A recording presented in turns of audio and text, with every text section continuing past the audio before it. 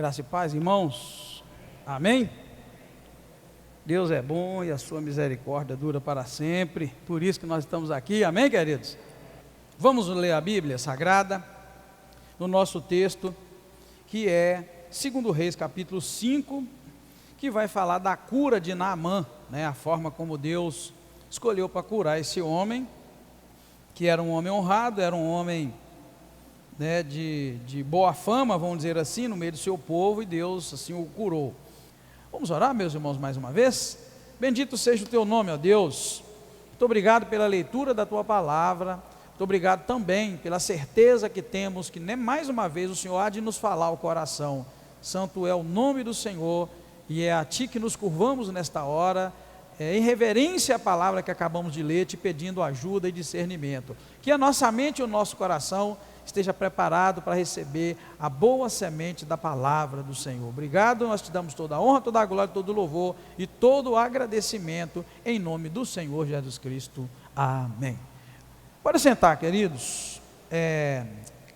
Nós estamos notando, né, Eliseu e a quantidade de milagres que Deus, né, está fazendo através da vida de Eliseu.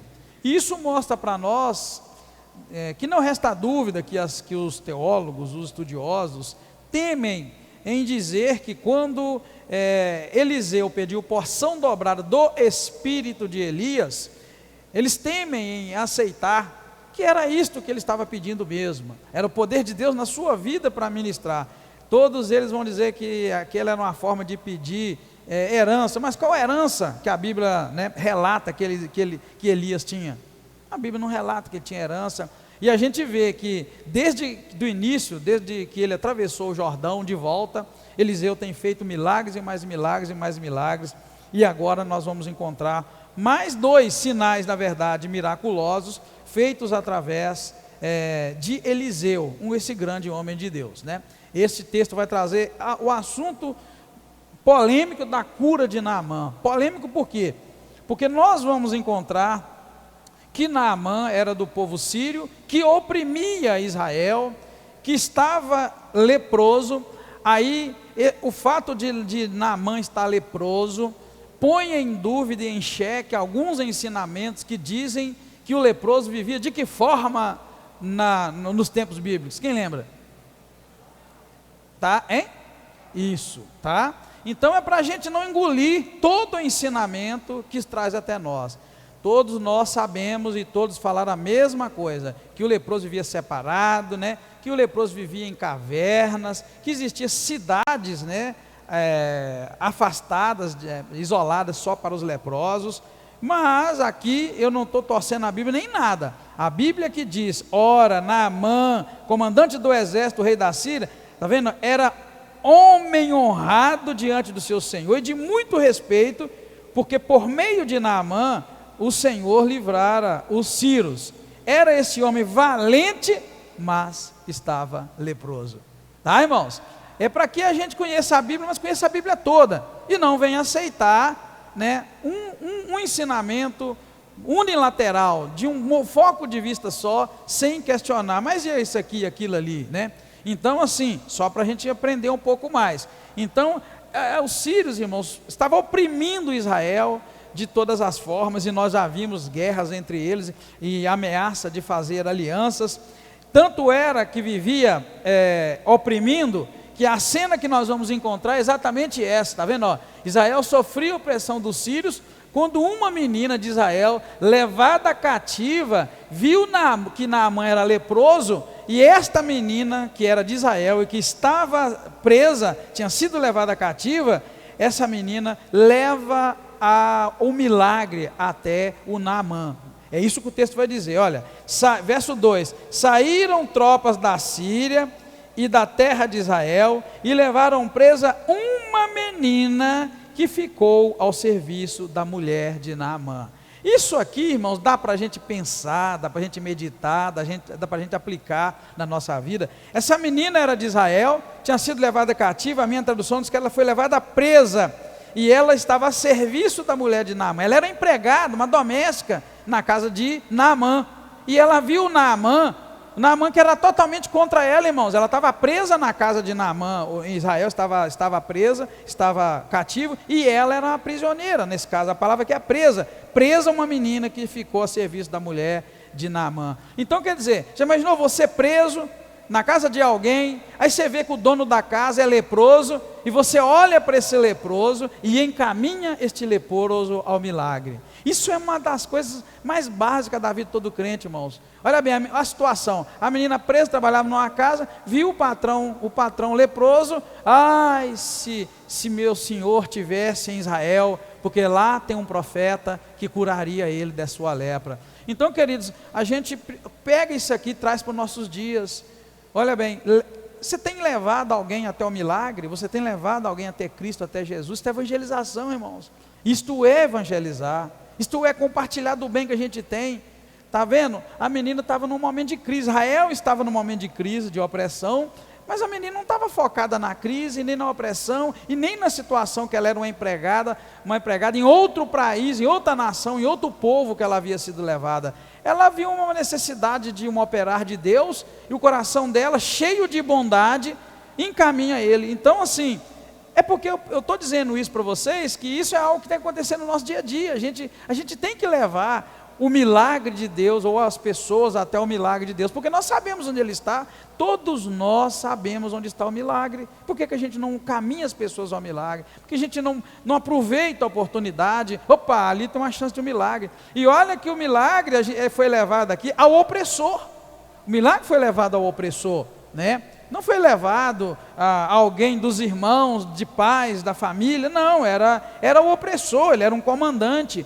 Então assim, olha que coisa bonita, por isso que eu coloquei ali, vendo Naamã, que Naamã era leproso, ela o encaminhou ao milagre. Como ela encaminhou? Ela disse para a senhora dela, para a patroa dela, no versículo 3, quem dera o meu senhor, ou seja, quem dera o meu patrão Naamã, estivesse diante do profeta que está em Samaria, que é o Eliseu, ele o curaria desta lepra. Viu, queridos, uma situação onde a pessoa encaminhou o milagre. Que se cada um de nós, irmãos, começar a encaminhar as pessoas ao milagre, a igreja vai encher de pessoas que vão poder testemunhar milagres. Se você pegar isso e aplicar na sua vida, você vai começar a compartilhar, levar o bem de Deus, o bom de Deus até alguém que precisa, né? Aí a gente vai pensar nisso na nossa vida, né? Só que o Naamã, irmãos, pensou que o milagre ia acontecer do jeito dele, mas Deus não abre mão do modo dele de agir, né? Porque Deus age somente quando há obediência da nossa parte. E enquanto o Naamã resistiu e não seguiu o modo de Deus, ele não foi curado. Mas quando ele seguiu de maneira que ele se humilhou, ele foi curado. Por quê? Porque quando isto chega aos ouvidos do rei dos sírios, que Naamã se poderia ir em Israel, lá em Samaria, que ele seria curado, o que vai acontecer? O rei vai mandar a carta, ele levar uma carta até o rei de Samaria, para que abrisse o caminho para que Naamã pudesse receber a cura. Só que essa carta foi uma carta redigida ao rei. Então a carta dizia assim: logo que chegar a ti esta carta, versículo 6, saberás que eu te enviei Naamã meu servo, para que o cures de sua lepra. O rei de Samaria encarou aquilo como uma afronta. Ele está pensando que eu sou Deus para curar alguém, né? Eu posso dar a vida, eu posso tirar. Mas aí isto chegou aos ouvidos de Eliseu, e Eliseu, ao invés de ir até onde estava Naamã, Eliseu, com total desinteresse por Naamã, apenas manda um recado que está no versículo 10. Ele manda o seguinte recado: vai, lava-te 7 vezes no Jordão, e a tua carne te será restaurada, e serás purificado. Veja que coisa, ele nem viu, ele nem olhou na cara de Naamã, não foi lá. E Naamã, na verdade, tinha uma ideia. Por isso, irmãos, que a gente precisa engavetar as nossas ideias, para que o plano de Deus e o melhor de Deus aconteça na nossa vida. Às vezes a gente tem muitas ideias, né? Às vezes a nossa ideia de que Deus vai curar o nosso marido, nossa esposa, nosso filho, nossa filha, que Deus vai nos beneficiar, a nossa ideia de que Deus vai operar um milagre de determinada maneira, é maneira de homem pensar, é raciocínio Deus nunca age de acordo com o nosso raciocínio, porque se Deus agir de acordo com o nosso raciocínio, lá na frente nós vamos dar a glória a nós mesmos, vamos dizer que foi nós que fizemos, irmãos, foi nosso projeto, foi nosso jeito, foi nossa estratégia, eu fiz isso, eu impus as mãos, eu fiz isso, eu fiz aquilo, e Deus sempre age, e Deus age das maneiras mais simples, irmãos. O Senhor sempre age de maneira muito simples, e de maneira muito efetiva. Então aqui Naamã confessa no versículo 11, olha, eu pensava que Eliseu certamente sairia, se colocaria em pé, invocaria o nome do Senhor seu Deus, moveria a mão sobre o lugar machucado, cheio de lepra, e me curaria e a lepra ia embora. É isso que ele pensava. Mas o recado, que Naamã mandou para ele, aliás, que Eliseu mandou, porque Eliseu não foi, tá, irmãos? Eliseu mandou um mensageiro. A mensagem era essa, olha, vai, lava-te 7 vezes no Jordão e a sua pele será curada. Só isso, mais nada. Tomar 7 banhos, Outra tradução vai descer as águas 7 vezes. Ele foi e se jogou. E aqui Naamã fala uma coisa, que as águas do Jordão eram sujas, piores do que as águas que havia lá na Síria. Ele cita até 2 nomes de rios aqui, Abana e Farfá. Ele diz que esses 2 rios tinham águas muito mais puras, mais limpas, A gente vê a altivez no coração daquele homem. Um homem leproso, leproso, num tempo em que a lepra era algo incurável, intratável. Hoje não, hoje a lepra é curável, ela é tratável, e se a pessoa seguir todo o tratamento, ela é curada. No entanto, aqui num tempo que não era tratável, ele recebe um direcionamento, e ele não foi humilde para fazer da forma como lhe foi mandado. Porém, um dos seus servos vira para ele e chama: meu pai, se o profeta tivesse te pedido algo difícil, o senhor não teria feito? Ou seja, se fosse algo difícil demais, ele teria feito. Como foi muito fácil de fazer, ele já colocou dificuldade, mas a gente vê que era mais altivez de coração, era orgulho, dele ter que se jogar 2 vezes num rio, E não sei se os irmãos notam, essa rixa entre Samaria, lembra bem que o rei aqui é Samaria, esta rixa entre Samaria, dentro do Novo Testamento, ela é muito viva, Na parábola do bom samaritano, por exemplo, lá. Então havia aquela rixa, em determinado momento eles pensam que Jesus ia passar por Samaria, e a coisa já começa a ficar estranha. Então sempre vai haver uma questão entre Samaria e o restante do povo de Israel, e isso a gente está vendo aqui, o surgimento disso, na divisão o reino de Israel dividido em 2, reino do norte e reino do sul, já vai essa divisão toda e vai perdurar por um bom tempo. No entanto, irmão, Naamã vai ser curado. Por quê? Ele vai ouvir o seu servo, um dos seus servos lhe dar essa palavra, ele vai até o profeta, e aí ele vai ser curado. Ele vai até o profeta, ele vai até o rio, se banha 7 vezes e a pele dele é limpa. Quando ele vê que a pele dele é limpa, ele toma uma atitude. Ele fala assim, verso 15: agora reconheço que em toda a terra não há Deus, senão em Israel. E ele vai e pede ao rei, ele pede ao sacerdote, aliás, que lhe aceite alguns presentes. O sacerdote, desculpa, o profeta, pede que Eliseu aceita presente. Eliseu rejeita. Aqui é outra pregação.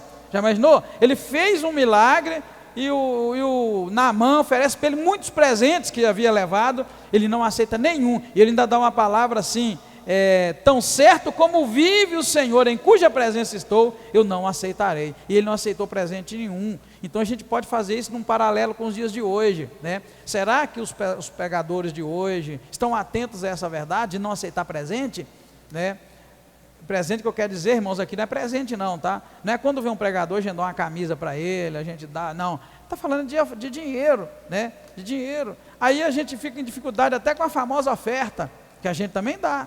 A gente também dá oferta. Mas será que a gente não está fazendo algo que para Deus talvez seja muito, muito ruim?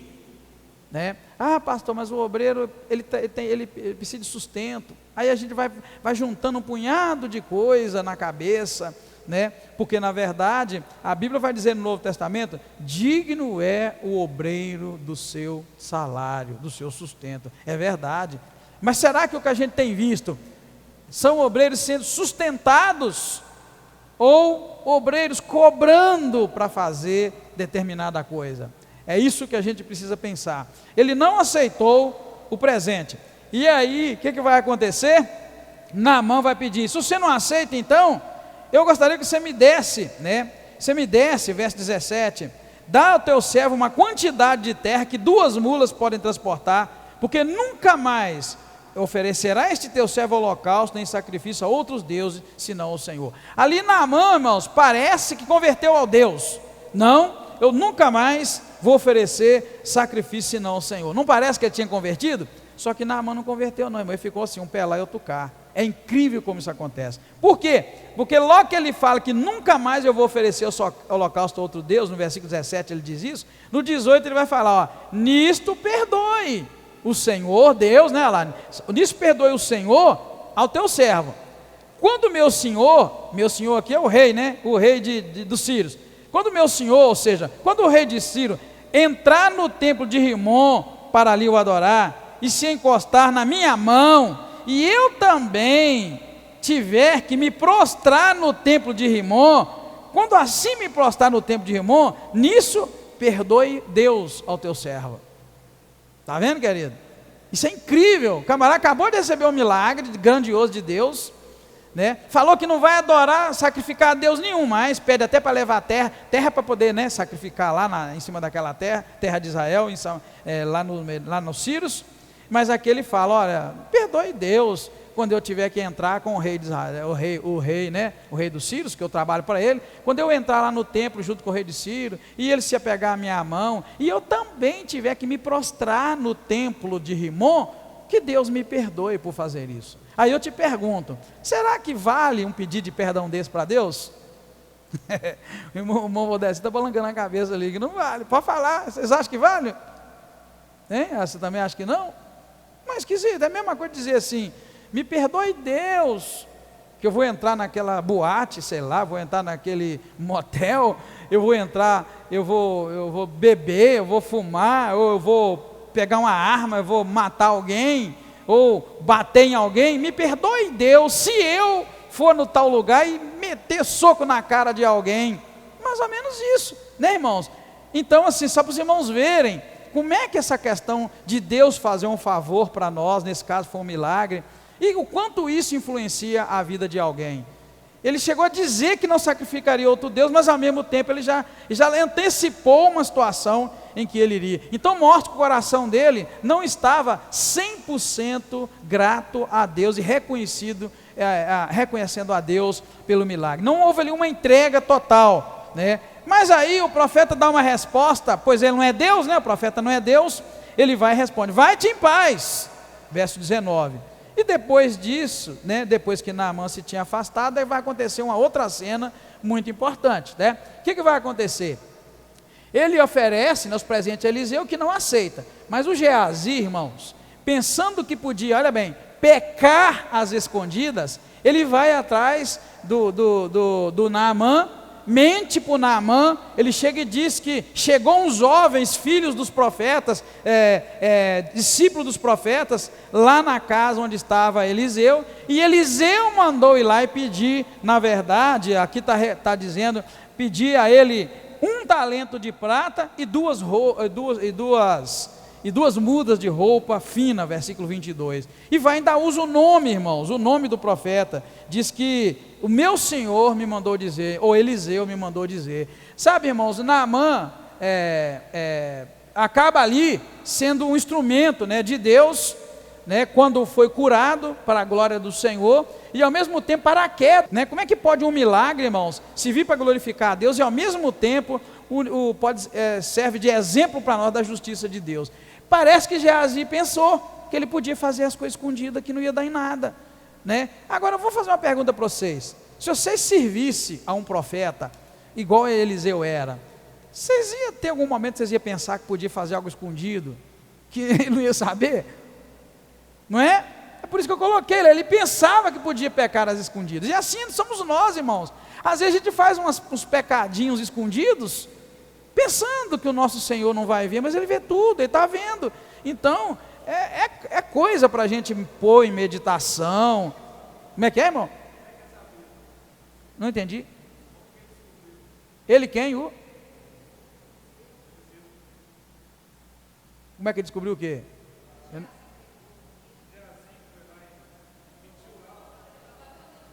É Deus, Não, no caso ele era profeta, né? Ele até chega a dizer aqui como, né?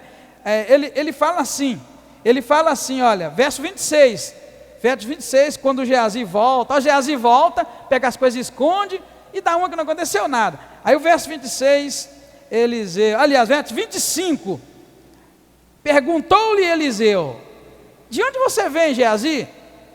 Aí o Geazi responde, teu servo não foi a lugar algum. Aí o Eliseu responde, é assim que ele soube. Eliseu, porém, lhe diz, olha bem, não foi contigo o meu coração, quando aquele homem voltou do seu carro a encontrar-te?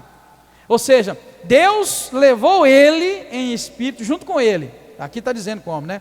Levou Eliseu junto com ele, ele viu quando o homem, o Naamã desceu do carro, encontrou com ele, perguntou, vai bem? Essa cena aqui de trás, né, que está escrito aqui, ó, o Naamã volta e pergunta, vai bem? Ele fala, vai bem. Aí ele conta a história. O meu senhor, verso 22, meu senhor mandou eu vir aqui para te pedir um talento de prata e 2 talentos de prata e uma roupa fina. Deixa eu ver aqui, verso 22. 1 talento de prata e 2 roupas finas, verso 22. Então assim, Deus levou ele sabia, né? Ele viu, ele sabia de tudo. Então Níger foi assim, verso 26, né? E aí ele fala, essa era a ocasião para você tomar prata, vestido, olivais, vinhas, ovelhas, bois, servos e servas. Ele nem confrontou ele mais não, ele só falou, rapaz, meu coração foi com você. A chave aqui o camarada pensar que podia fazer escondido, que não ia dar em nada. Ele pega os presentes, né? Só que esse presente vai trazer sobre ele e sobre a descendência dele, irmãos, uma enfermidade que naquela época era incurável. Vai pegar nele e na família inteira. É isso, a chave do negócio é esse, né? Então, nesse texto só, a gente poderia pegar várias lições para nós. Desde a humildade daquela menina presa, e a fé dela, e o amor que essa menina expressa. Essa menina é ignorada nas pregações, essa menina é ignorada nos estudos, mas pare ver, uma menina que estava presa na casa de outra pessoa, em outra nação, vê o patrão doente, não está nem aí para aquilo, lembra de abençoar o patrão, e dali o patrão é curado. Aí a gente vai juntando aí a falta de humildade de Naamã, em não se banhar no Rio Jordão, resistir, mas quando ele foi curado. Depois a gente encontra a fidelidade e o verdadeiro profeta, que não cobre, não aceita presente, que é o Eliseu, que é firme, não aceita, o homem tenta ele para receber, ele não recebe o presente. E depois a gente vai ver o servo infiel, o servo inútil, que é o Geazi, pecador, né, que estava com o homem de Deus, andava com o homem de Deus, mas não era convertido, porque ele aceita o presente. E aí as consequências da ganância, isso aí é consequência da ganância, a consequência da pessoa ficar com o seu olho só nos bens materiais. Muitas vezes nós somos levados a ficar de olho só no bem material, só no quanto a gente pode ganhar, no quanto a gente pode lucrar, no quanto a gente pode guardar. A gente fica pensando, preocupado demais com o futuro, eu tenho que guardar para isso, para aquilo, e a gente deixa de servir ao nosso Deus do jeito que devia, porque esse rapaz, o Geazi, foi isso. Ele viu uma chance de ganhar lucro, e ele chega a dizer, visto que o meu senhor não receitou presente, eu vou lá e vou aceitar alguma coisa deste Naamã, e ele pega, né? Então assim, são muitas lições que a gente pode pegar e colocar na nossa vida. Agora o mais trágico é isso, tá, irmãos? Depois que ele pega o presente, ele é descoberto, porque o profeta Eliseu diz a ele que viu tudo, né? E aí o profeta Eliseu vai proferir uma palavra. Lembra que é o mesmo profeta que amaldiçoou aqueles meninos, e 2 ursas desceram e mataram aqueles meninos. É o mesmo profeta cheio de poder. Ele vira aqui no verso 27 e fala assim: a lepra de Naamã se pegará a ti e a tua descendência para sempre. Viu, irmãos? Viu o preço que a gente paga às vezes por causa de 2 talentos de prata e por causa de 2 mudas de roupa fina?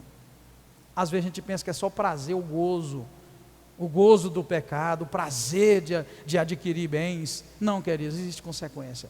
E é sobre isso que nós devemos focar os nossos olhos. O pecadinho de agora, escondidinho, aqui era o profeta que viu, mas pode ser o Deus Todo-Poderoso que está vendo, e aí nós vamos pagar um preço caro com isso. E aqui é uma questão séria, né? Como é que fica a promessa de Deus de visitar a iniquidade dos pais nos filhos até a 4ª geração? Se cai isso sobre nós, a sua descendência para sempre vai ser leprosa. Onde fica isso? para sempre, não é até a quarta, é quinta, e vai embora para o resto da vida, né? É complicado, querido. Então eu e você como pais, acho que todos aqui, né? Todos aqui somos pais. Todos nós aqui temos que pensar nos nossos filhos, na nossa geração, até muitos anos, porque Deus me livre e guarda, a gente cair numa situação dessa, acabou, para sempre, tua família vai levar essa marca por causa do teu pecado. É muito complicado, né? É muito complicado. Eu sei que eu prefiro as palavras de bênção, de cura, de libertação, que Deus vai dar a chance. Aqui não está falando de salvação não, tá, querido? Aqui não está falando de ir para o inferno não, está falando de uma doença, chamada lepra. É doença, é algo, né? Já te ocorreu que muita coisa pode ser consequência, e a gente tem que estar aos pés do Senhor, clamando e pedindo: Deus, perdoa o pecado da minha mãe, do meu pai, dos meus avós, dos meus bisavós, perdoa os pecados dele, tem misericórdia, Pai, quebra isso, Senhor.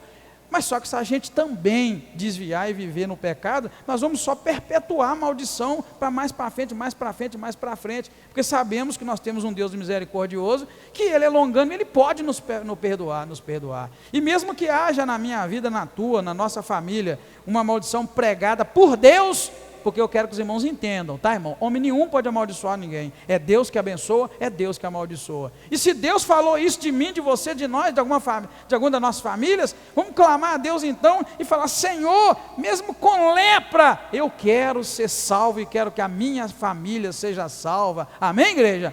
Porque aqui não está falando de salvação não, está falando de uma doença física, tá, irmãos? A gente tem que saber separar essas coisas. Mas então, muitos de nós talvez, ao invés de estar apagando a situação da maldição, a gente está acendendo ela mais ainda, porque a gente acumula pecados, e Deus não vai se agradar. Então assim, são muitos ensinamentos que a gente tira, tá? E que a gente tem que levar para a nossa vida. O Eliseu aqui, a gente poderia pegar, né, e trocar assim, o Eliseu sendo Deus, é o que a irmãzinha está dizendo, o Eliseu sendo Deus ali, na figura desse Eliseu, quando ele disse: rapaz, o meu coração não foi quando você chegou lá, o Naamã desceu do carro e veio encontrar com você, ou seja, eu vi tudo, né? É isso mesmo, tá? É isso mesmo, querido, é essa a palavra, né? A verdade de hoje, que não dá para fugir, né, do Senhor, não dá para fugir de Deus.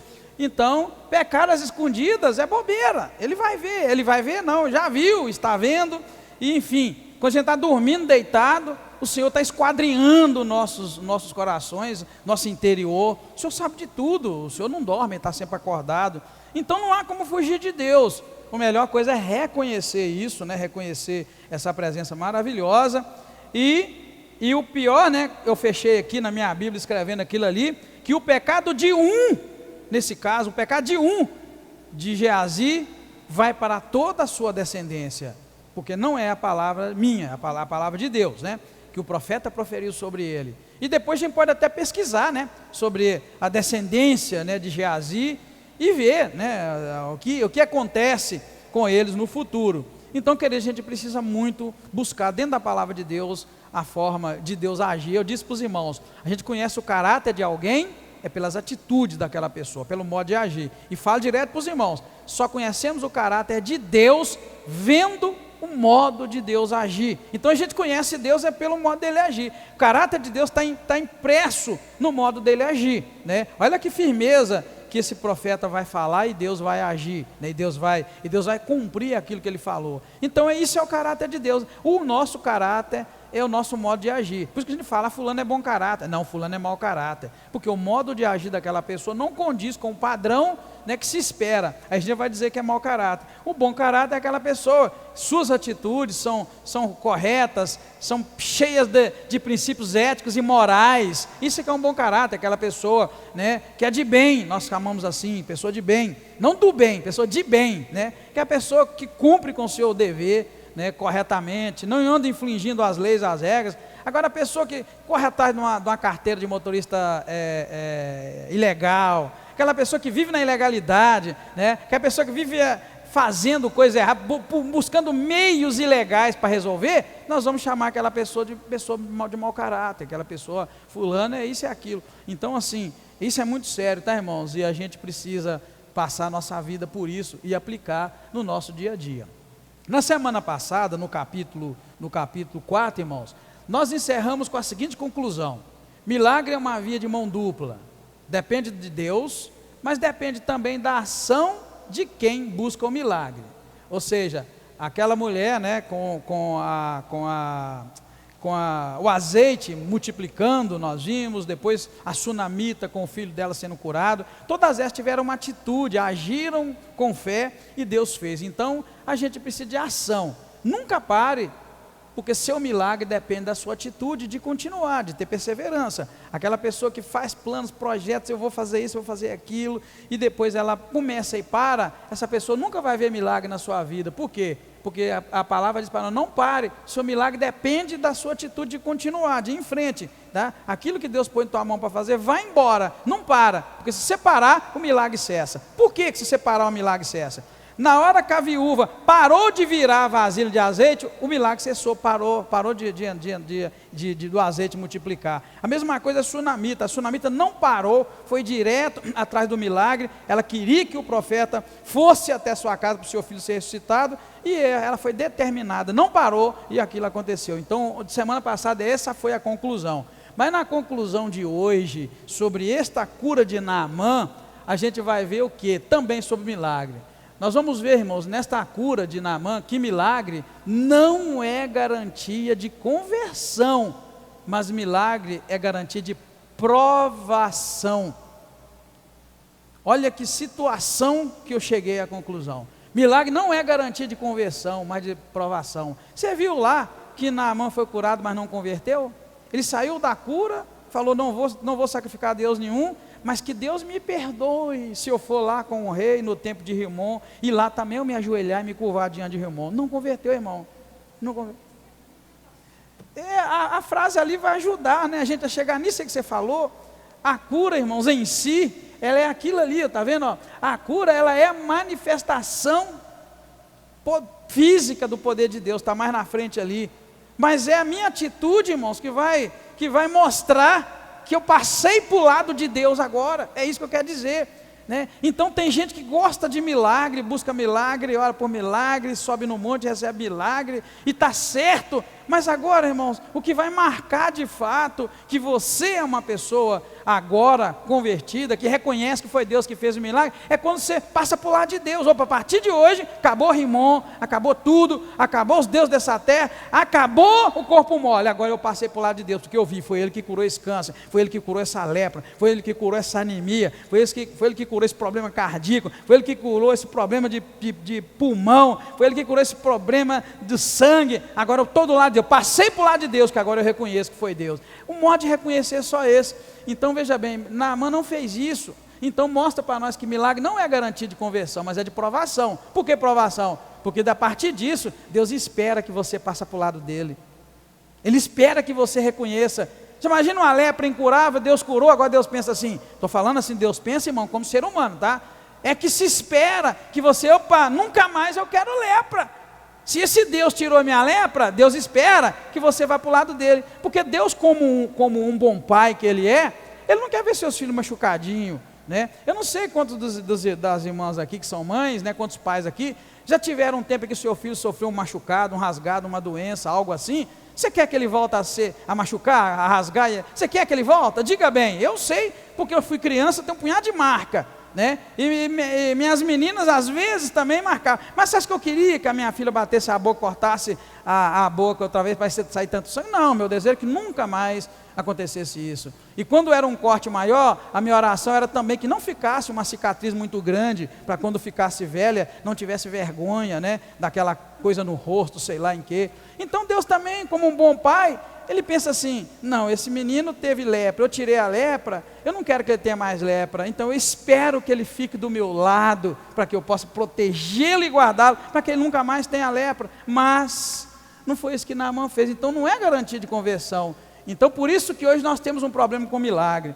Pessoas que buscam muito milagre, nem sempre elas passam por lado de Deus, e Deus continua sendo o Deus de milagre. Amém, queridos? Mesmo com a nossa burrice, a nossa ignorância, mesmo com a nossa fraqueza, Deus continua fazendo milagre na nossa vida, pelo menos na minha vida, na sua eu não sei, amém? Mas eu acho que Deus está fazendo milagre na tua vida, né? Então veja bem, Naamã, mesmo curado por Deus, disse que continuaria a se curvar diante de Deus Rimon, e Geazi mesmo vendo o milagre que aconteceu, ele viu o milagre como uma fonte de lucro e acabou trazendo lepra para si e para a sua descendência para sempre. Então, o mesmo evento, milagre, cura de lepra, não converteu a pessoa curada e ainda levou lepra para a casa do outro. Por isso que eu falei que milagre não é garantia de conversão, mas de provação. Vocês entenderam o porquê que eu disse que é motivo de provação? O mesmo evento, milagre, cura de Naamã, que foi a cura de lepra, não converteu o camarada que foi curado, ele não estava nem aí para a conversão, continuou adorando o Deus que ele adorava, e ainda o mesmo milagre levou a lepra para dentro dessa casa, para dentro da descendência de um camarada. Isso é para você ver, irmãos, que a palavra de Deus é como uma espada de dois gumes, isso diz a palavra de Deus.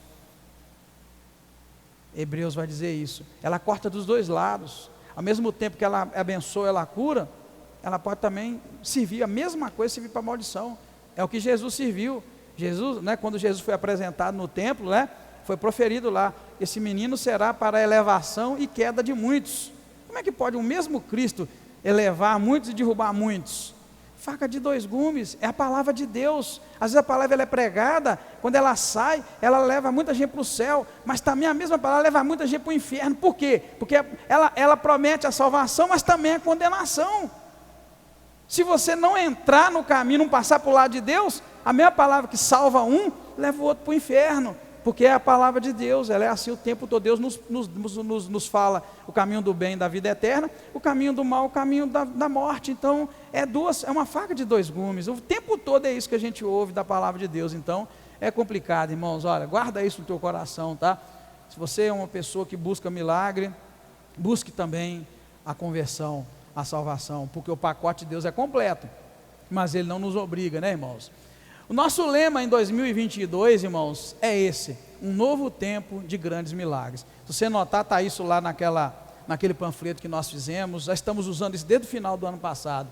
Nós estamos usando esse lema, um novo tempo de Deus fazer grandes milagres. Agradeço a Deus, alguns irmãos aqui testemunhar de milagres que Deus fez na sua vida. Só que é isso, viu, irmã Fátima, que eu quis dizer quando você disse lá a questão de Deus. Olha, o milagre é a materialização dos feitos de Deus. Quem recebe um milagre e se entrega a Deus para sempre, atenderá ao seu propósito. É isso. Recebeu um milagre, agora, eu quero esse Deus que fez milagre e acabou, aceito o meu Senhor Jesus, agora eu sou dele e ele é meu.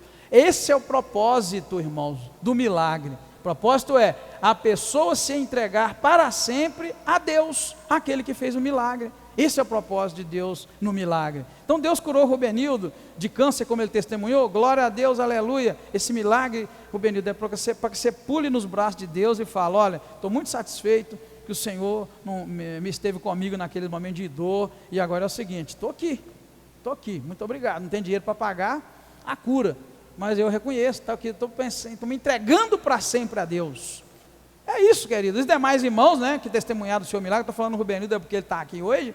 Então os demais que receberam os seus milagres, o propósito do milagre é te aproximar de Deus, é te levar para Deus, né? Por isso que Deus faz, ele faz para qualquer um, faz para o bêbado caído lá na rua, faz para o grande, o maior empresário, né, que nós temos na cidade. O Senhor é o mesmo, está aí para fazer, mas a expectativa de Deus é: eu estou tirando essa pessoa de uma morte, de uma doença, e eu espero que ela entenda que eu posso segurá-la longe disso, mas só que a gente nem sempre entende o propósito. A gente vai embolando as bênçãos, né? Vai só acumulando, igual caderneta de poupança.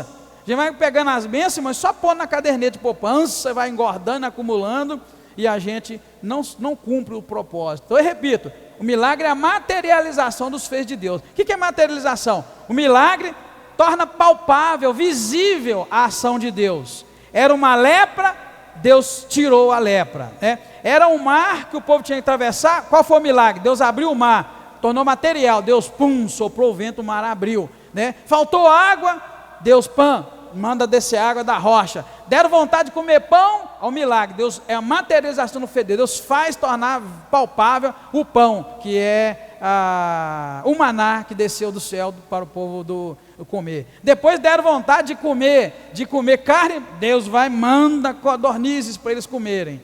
É isso, querido, o milagre é isso, é a materialização dos feitos de Deus. Estou doente, o Senhor vai tornar material o poder dele para mudar aquela situação. Isso é um milagre. E quem recebe o milagre, se entrega a Deus para sempre, está atendendo ao propósito de Deus, que é exatamente exaltar e glorificar o nome dele, para que as pessoas possam dizer: foi Deus que curou, foi Deus que fez isso, foi Deus que fez aquilo. Amém, igreja?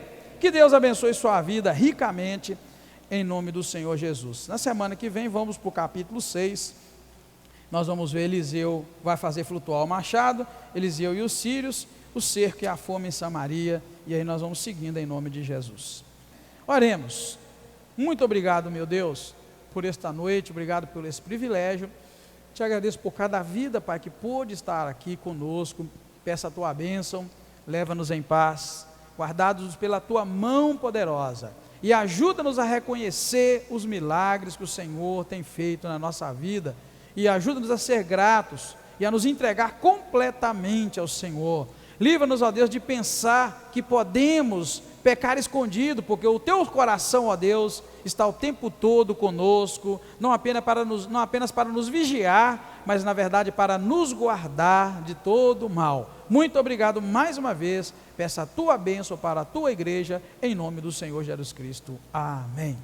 Obrigado, queridos, Deus abençoa, em nome de Jesus.